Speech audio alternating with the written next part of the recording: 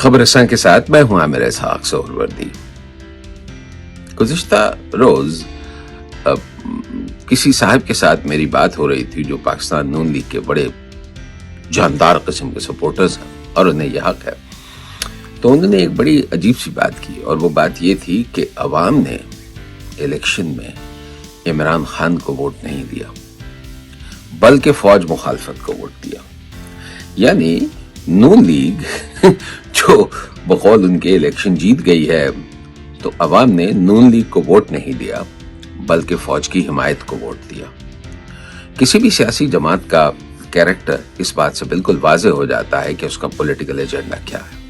اگر پاکستان مسلم لیگ نون کا political agenda فوج کی حمایت ہے، اور اس فوج کی حمایت ہے جس کے خلاف بہت ساری باتیں ہو رہی ہیں، وہ چند لوگ فوج کے جن کے خلاف بہت ساری باتیں ہو رہی ہیں اور جو پولیٹیکل سسٹم کو چلنے نہیں دیتے، تو یہ تو بڑی عجیب سی صورتحال ہے۔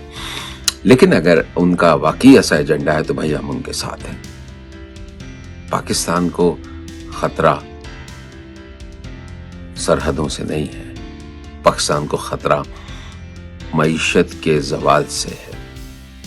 یہ تو ایک بات ہو گئی۔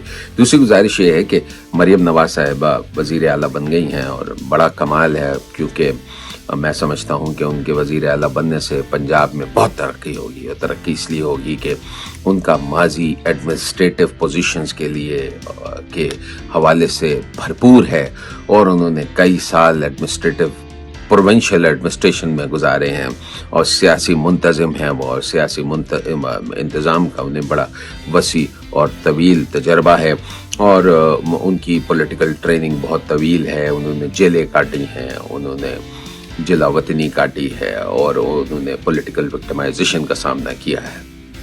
لیکن کیا یہ سچ ہے؟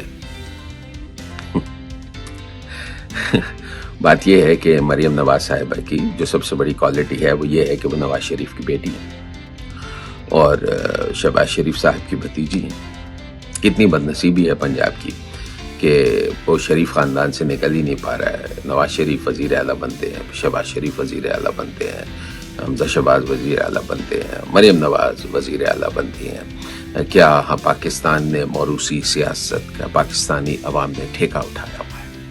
آخری بات یہ ہے کہ میں بحیثیت پاکستانی بہت التجائیہ انداز میں آپ سے یہ گزارش کر رہا ہوں کہ برائے مہربانی اگر آپ بن ہی گئے ہیں، کسی کے کندھے پہ بیٹھ کے آپ آئی گئے، تو برائے پاکستان کی حفاظت کریں بھائی، پاکستان کی معیشت کی حفاظت کریں۔ عوام اور سڑک کے درمیان اب صرف تھوڑا سا فاصلہ رہ گیا۔ اگر اب بھی عوام کی خدمت نہ ہوئی تو کوئی شریف نہیں رہے گا، کوئی زردار نہیں رہے گا، اور کوئی بھٹو نہیں رہے گا، اور ہاں جو کراچی سے 17 سیٹیں چوری کر کے آئے ہیں وہ بھی نہیں رہیں گے۔